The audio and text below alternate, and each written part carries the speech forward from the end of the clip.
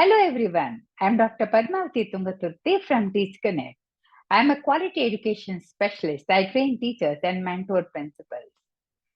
Today in this video, I would like to let the principals know how diverse learning group students can be assessed even without year-end examination or any chapter-end examination or a term-end examination. Actually, the structure of diverse learning group students do not want to learn anything to be tested at the end of the day, end of the chapter, end of the session. How are the teachers going to address this issue of grading the student? The principals must be equipped with this knowledge too. For that, there are a few tips which every principal can have as a list so that the principal can in turn guide the teachers to do the assessment in this following way. The first one being to assess the portfolios. Portfolios must be something where a student's understanding and the mastery of the subject is being pulled and put together. This is how teachers will have a collection of the artwork and the projects of the students, and thoroughly the gradation can be observed by the teachers. There is no need of any year-end, term-end examination for this. And the next one should be performance assessment.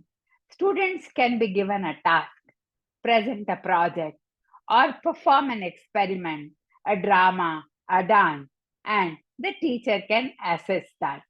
The third one is project based assessment.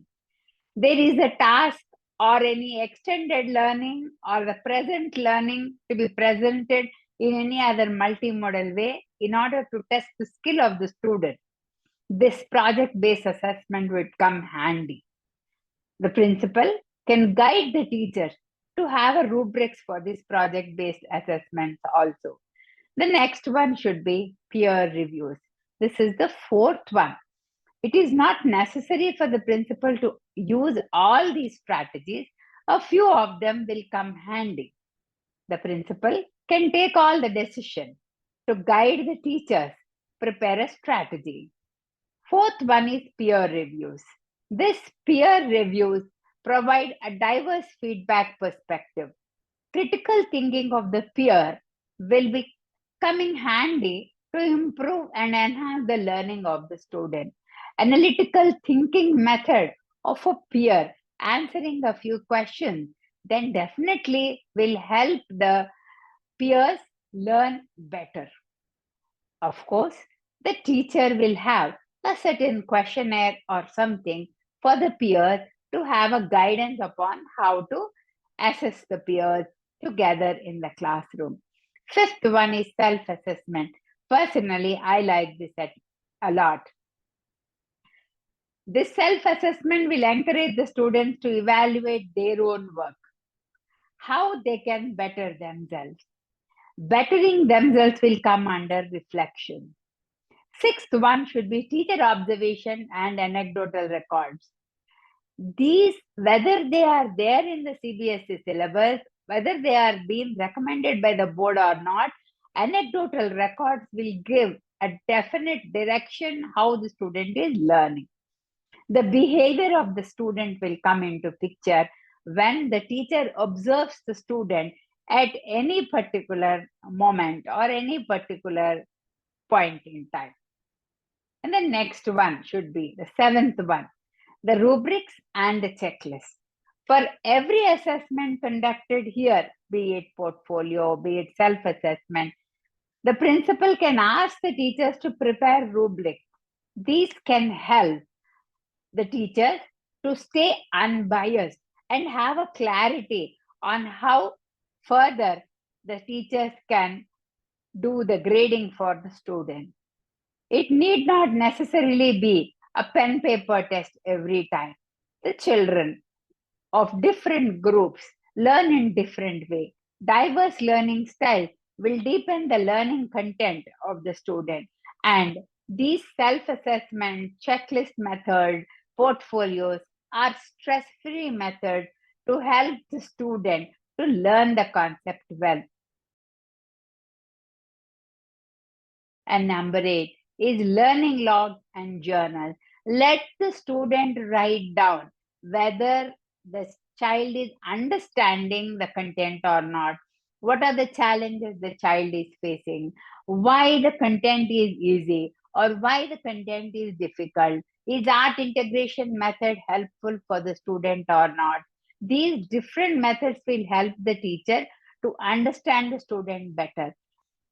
Without proper intervention of the principal, in order to give the guidance to the teachers cannot do on their own because they might be worried whether it falls under the limitation or not. And the next one is the ninth one, that is oral presentation and interviews. I'm sure many teachers would be conducting these kind of oral presentation, but principals have to give a borderline.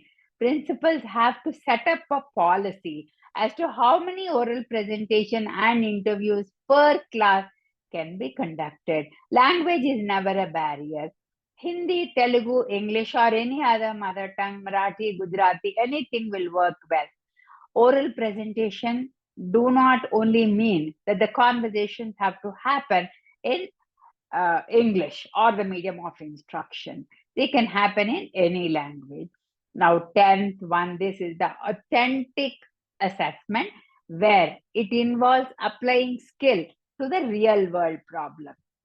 How is the student able to solve the real world problem? For this authentic assessment of solving the question in the real world, solving the problem in the real world, the teacher is struggling to teach and enhance the skill of the student. These 10 methods, if the principal is able to guide the teachers, then definitely the school will be doing a better job and an excellent job. Thank you, principals, for watching my video. Even if you are a teacher, you should be a to-be principal tomorrow.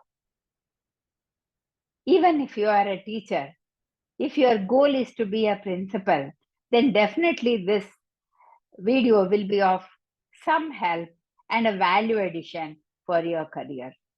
Please do share this video to principals of other schools because there is no finishing school for principals. Principals have to work on themselves a lot. These videos will help the principal to at least have a guidance on how to do the administration at school. Thanks for watching my video.